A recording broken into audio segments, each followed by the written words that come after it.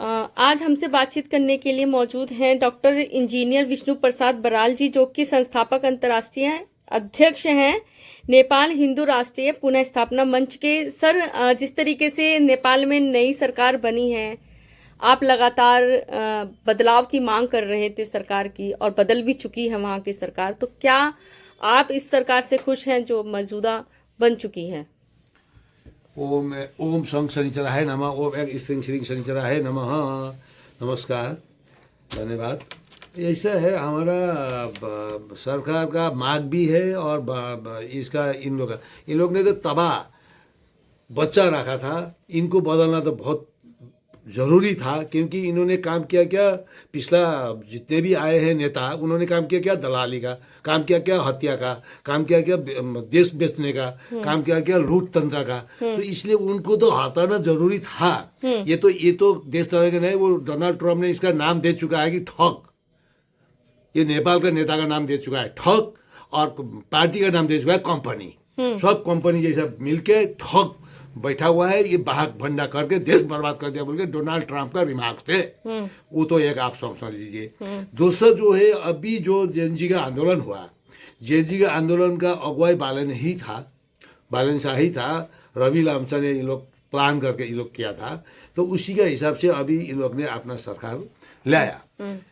इसमें अभी इनको क्या काम करना है कि सबसे पहला इनको ये है कि इनका जो पॉलिसी है, नीति है, कोई जगह सही है, ठीक काम कर रहा है, उसको जो काम ठीक कर रहा है उसको भी आरोप हम लोग नहीं लगा सकते हैं, क्योंकि जो ठीक को ठीक बोलना पड़ेगा, गलत को गलत बोलना पड़ेगा।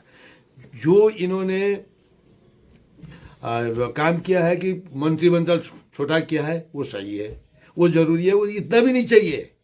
और उसके बाद में इन्होंने गलत काम अभी तक सोच रहा हूँ कि क्यों नहीं कर रहे, कि प्रदेश खारिज होना अति आवश्यक है। देखिए, आप अरुणाचल प्रदेश में 84 स्क्वायर किलोमीटर है, अली 2 सांसद है, तो वहाँ इतना सांसद का क्या जरूरी है? वहाँ कितना है? 91,000 स्क्वायर किलोमीटर है। जो भौगोलिक क्षेत्र दिखाता है 1,47,500 वर्ग क्षेत्र, लेकिन जब आप मापेंगे, मेजरमेंट करेंगे, इतना जमीन है ही नहीं, इतना एरिया है नहीं नेपाल का। मैं दावा के साथ कहना चाहता हूँ बालन सरकार को, तो बालन सरकार इसमें काम क्यों नहीं कर रहा है, क्यों मेजरमेंट नहीं करा रहा है? तो इसीलिए 91-92,000 स्क्वायर किलोमीटर जहाँ है, तो इतना सांसद का कोई जरूरत नहीं है। क्या जरूरी है सांसद का? क्या करेगा सांसद लोग? और संसद में आवाज तो उठाएंगे सर। आवाज उठाने से क्या होगा? इकोनॉमिक्स का है, रोजगार का है, शिक्षा का है, नीति का है, और स्वास्थ्य का है।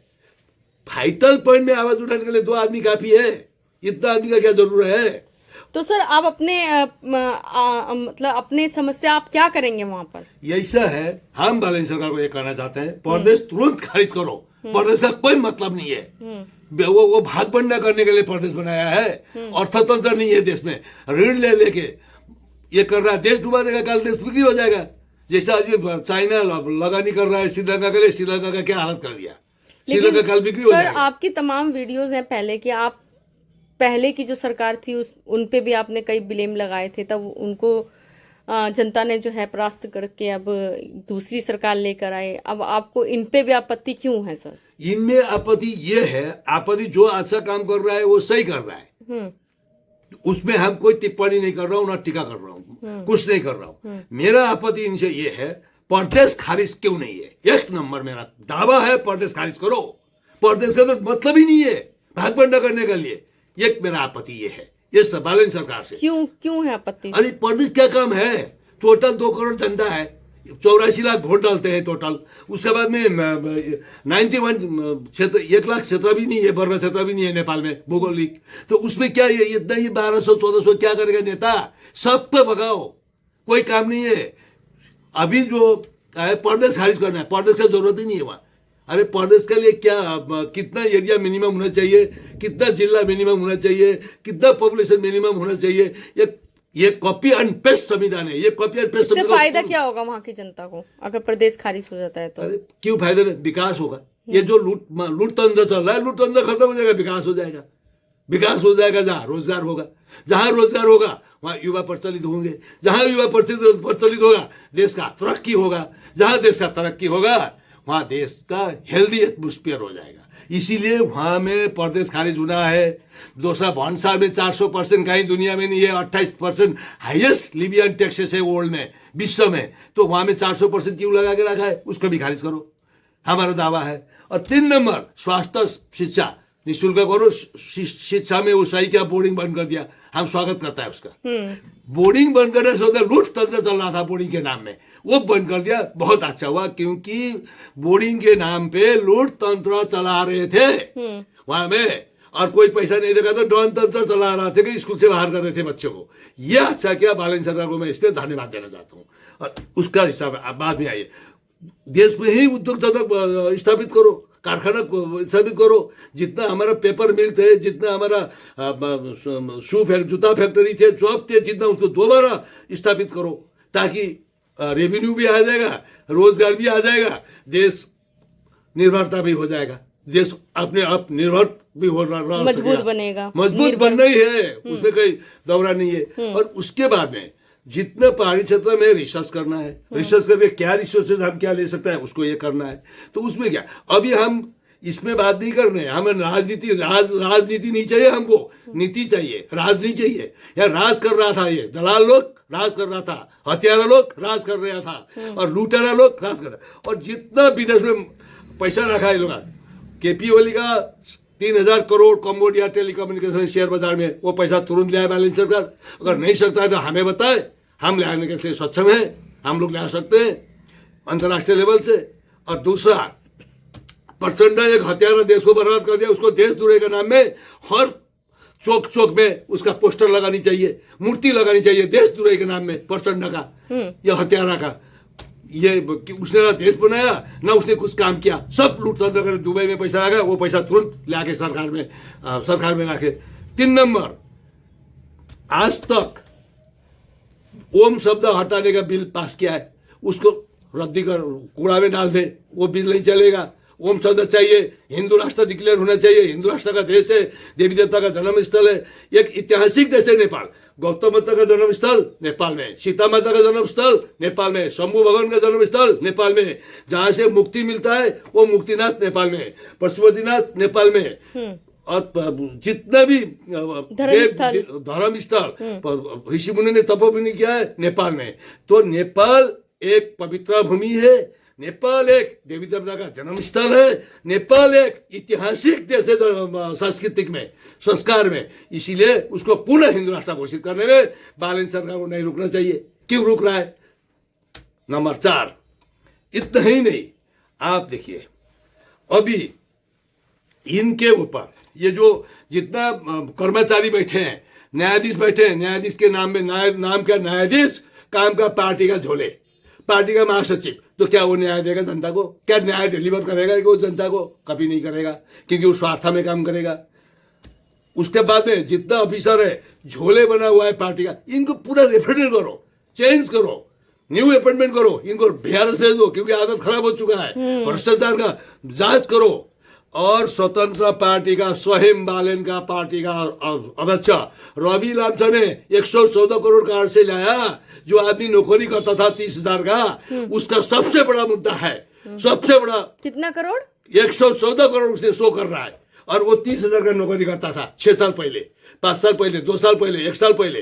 तो ये पैसा कहां से लाया? उसको शुद्धिकरण चाहिए। ना उसका व्यापार है, ना उसका आय का स्रोत है, ना कुछ। तो रवि लामछाने के ऊपर में क्यों कार्रवाई नहीं कर रहा है भारत सरकार? ये हम करना चाहते हैं। पार्टी का अध्यक्ष हो गया बोल के उसको छूट कहीं नहीं है। कौन कॉपी एंड पेस्ट संविधान में नहीं लिखा है? ये कॉपी एंड पेस्ट संविधान है।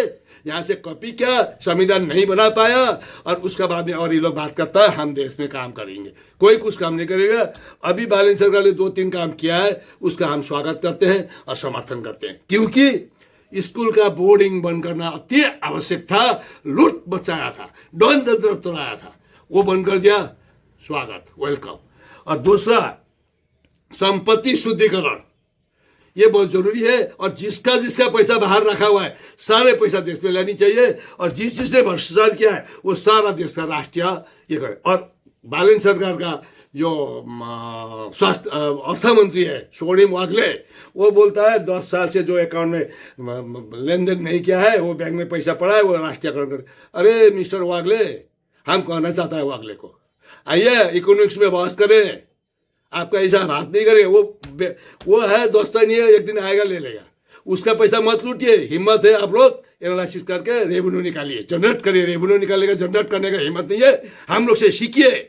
पूरा मीडिया चैनल में बैठ के बहस करेंगे 1 to 1, हम अर्थ का विषय में बहस करेंगे, 1 to 1 बहस करेंगे, और 1 to 1 हम चैनल में उसको बताएंगे डिफिनीशन क्या है, परिभाषा क्या है, अर्थ कैसा आ जाता है, अर्थ का कैलकुलेशन क्या होने चाहिए, किस तरीके से अर्थ देश में जुटाया जाता है, तो ये रेवेन्यू जनरेट किया जाता है राज्य में, देश में, वो उसको हम सिखाने चाहता है। ऐसा वो उसका एक क्या बोलता है, जितने जितने बैग में ये है उसका ये किया जाएगा। अच्छा, ये प्रदेश जो खारिज करने की मांग कर रहे हैं आप, तो क्या आप भारत सरकार भारत के लोगों से भी आप अपील करना चाहेंगे इसके ऊपर आंदोलन होना चाहिए? नेपाल के लोगों से भी बोलना चाहेंगे इसके ऊपर आंदोलन होना चाहिए? क्योंकि नेपाल की जनता के कहीं ना कहीं हितों की बात आप बता रहे कि इसमें है, तो क्या आंदोलन होना चाहिए इसको लेकर के सर? ऐसा है, अगर नहीं होता है तो नहीं, आंदोलन होनी चाहिए, बिल्कुल इसको खारिज करना चाहिए। और भारत से ये अपेक्षा किया जाता है कि भारत के साथ हमारा एक इंडो ट्रीटी एग्रीमेंट है, इंडो ट्रीटी एग्रीमेंट के तहत हमको डिप्लोमेटिक डायरेक्ट करनी चाहिए भारत के साथ, और भारत के समर्थन लेना चाहिए, और भारत को हम बोलना चाहिए ये प्रदेश का कोई काम नहीं है, क्योंकि टोटल आप देखिए, और तो भारत से पूछेंगे ना हम 84,278 स्क्वायर किलोमीटर में 2 सांसद, और नेपाल में 91,000 स्क्वायर किलोमीटर में 2200-2400 नेता, क्या करना है ये? वो देश बर्बाद करने के लिए, लूटने के लिए इकट्ठा हो गया है, वो सबको भगाओ। ये हमको डिप्लोमेटिक तहत, एनालिसिस के तहत, और कैलकुलेशन के सहित, और पॉपुलेशन के सहित हमको सब एनालिसिस करें, अंकलन जमा करके बताना है कि ये हमारा अंकलन है, ये मेरा डाटा है, ये डाटा का हिसाब से प्रदेश खारिज होनी अति आवश्यक है। 1 मिनट नहीं रख सकता प्रदेश खारिज। धन्यवाद सर हमसे बातचीत करने के लिए। सर अब हम बात करें, जैसे कि आप अमेरिका का भी कई बार आप जिक्र करते हैं नेपाल को लेकर के, तो क्या कहेंगे सर? ऐसा है, अभी जो फंडिंग आया है चुनाव में, वो अमेरिका का फंडिंग आया है। इसको कैसे कह सकते हैं आप? अरे बार फाइब्रेशन, वो आदमी बोले अमेरिका के थे, ये सारे अमेरिका से फंडिंग आया था, अमेरिका के सब। अगर ये कह नहीं सकते तो अमेरिका में जो चुनाव चल रहा था, अमेरिका का राजदूत नेपाल में जो राजदूत है वो जाके वह वोट कैप्चरिंग कर रहा था ललितपुर में। ये पूछ लीजिए, दुनिया देख रहा है, मीडिया देख रहा है, तो अमेरिका का राजदूत का क्या मतलब था? तो इसीलिए जहां आदमी इंटरेस्ट होके आगे आता है, उसका क्या इंटरेस्ट है? तो इसीलिए इसमें अमेरिका का समर्थन से बना हुआ है। तो हम ये कहना चाहते हैं, अमेरिका का समर्थन बना, अपना देश चलाने के लिए किसी का समर्थन नहीं चाहिए। अपना घर में अगर हम किसी घर चलाने के लिए किसी का समर्थन ले लूँ ना, तो घर बर्बाद है, ये समझ लीजिए। मतलब आप कहना चाहते हैं नेपाल को बर्बाद करने के लिए कहीं ना कहीं नेपाल का नहीं, विदेशी प्लेटफॉर्म तो हो गया नेपाल, ये तो बना के छोड़ा ये लोग ने, दलालों ने थे वहाँ, अपने आप विदेश का प्लेटफॉर्म बना दिया और बर्बाद कर दिया, पैसा फंडिंग कराया। उसके बाद में ये लोग ने जीता, अभी तो बहुत पैसा फंडिंग हुआ, उसके बाद में जीता। तो ये फंडिंग से जीता कोई बात नहीं, काम नेपाल का लिए करो ना, पैसा किसका लगा उसको मत दो, राइट। और एमसीसी खारिज करो, नागरिकता बिल खारिज करो, और उसके बाद में ये आपका ओम शब्द जो उन्होंने हटाया था उसको दोबारा रजिस्टर करो। और जो राष्ट्रीय परिचय पत्र है इसका, ये जो रवि लामछाने बोलने वाला जो महाठग है, वो प्रमाणित है, वो बोलने की जरूरत नहीं है। वो महाठग ने जो राष्ट्रीय परिचय पत्र लाया था देश में, उसको भी खारिज करो, उसका कोई जरूरत नहीं है। वो खाली पैसा खाने के लिए 1200 करोड़ जो बाइडेन से लेके खा लिया रवि लामछाने, और उधर से 16 अरब रुपया आपका इससे लेके खा लिया, ये क्या बोलता है आपका ये वाणिज्य बैंक से नेपाल में। तो ये पैसा का चक्कर में वो स्कीम के तहत ले आया था। और हमने, और उसमें आप टोपी नहीं पहन सकते हो, आप पोशाक नहीं पहन सकते हो, आप चूड़ी नहीं पहन सकते हो, विवादित देवियों को सिंदूर नहीं लगा सकते हो, इस तरीके का एजेंडा था रवि लामछाने का। तो इसलिए रवि लामछाने जो पार्टी का अध्यक्ष है, वो महाने खाली बोलना सीखा, बोलने का अलावा 5 पैसा का। अगर वो गृह मंत्री बनता है तो वो सेटिंग में बोलता है, वो डील करता है, तुम कितना खाया, इतना खाया तो हमको इतना दो, तुम इतना, मैं जांच नहीं करूंगा। इस तरीके का डील किया इसने पिछला बार जब बना था थोड़ा दिन के लिए, तो इस तरीके का डील किया। और ऑफिसर का प्रमोशन बढ़ाना और घटाना, वो काम का डील, पैसा कहाँ डील हुआ? अमेरिका में, और काम यहाँ नेपाल में हो रहा है। तो ये महाठग है, और वो पार्टी का अध्यक्ष है, उसको हम अध्यक्ष नहीं मानते हैं। वो बोलने से अध्यक्ष नहीं होता है, बोलना जानता है, बोलना सीखा है, लेकिन काम नहीं जानता, टेक्निकल नो हाउ जीरो। और सस्टेनेबिलिटी वायबिलिटी क्या है देश का, वो जीरो। और जोग्राफिकल इकोनॉमिक ग्रोथ क्या है देश का, वो जीरो। उसके पास कोई नॉलेज नहीं है, खाली बोलने का नॉलेज है, आदमी को बोल के गुमराह करने का नॉलेज है और कुछ भी करने का नॉलेज है, और बाकी नॉलेज नहीं है। और 114 करोड़ उसने दिखाया, 30,000 का नौकरी करने वाला आदमी, वो प्रूफ प्रमाणित करना पड़ेगा, क्योंकि उसका आय का स्रोत नहीं है, उसका व्यापार नहीं है। वो 30,000 का नौकरी करता था, मीडिया पत्रकार, और कहाँ से पैसा लाया। और सहकारी ठग का बोलता है कि, और ये सरकार बोल रहा है सहकारी ठग सरकार देगा। क्यों देगा सरकार? जिसने खाया वही भुगतान करेगा, और भुगतान नहीं करेगा उसको बंद करो, जेल में, वो कारागार में बंद करो, और उसका संपत्ति को जब्त करो, कुर्की करो, और जनता का पैसा लौटाओ। क्यों सरकार देगा?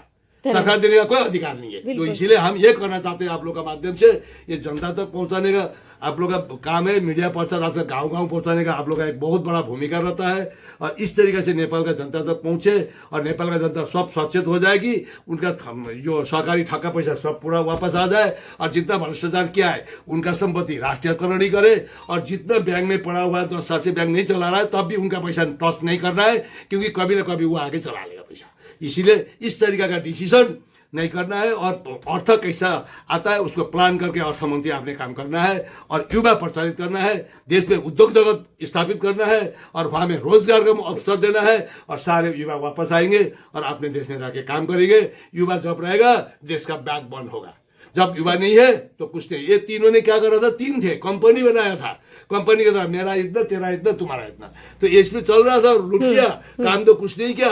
तो इन लोग को फांसी लगाने के है, और प्रचंड हत्यारा का तो चौक चौक में इसका देश टुकड़े का मूर्ति लगानी चाहिए। धन्यवाद सर।